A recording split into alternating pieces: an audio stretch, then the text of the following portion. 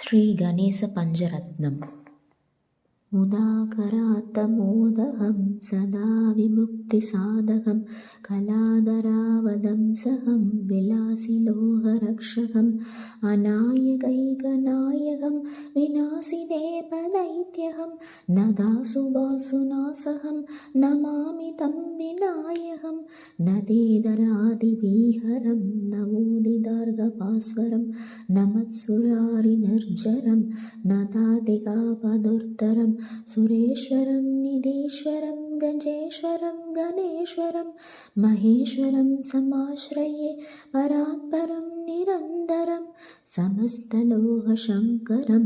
निरस्तदैत्यकुञ्जरं तरेदरोदरं वरं वरेभवक्त्रमक्षरं कृपाकरं क्षमाकरं मुदाकरं यशस्करं मनस्करं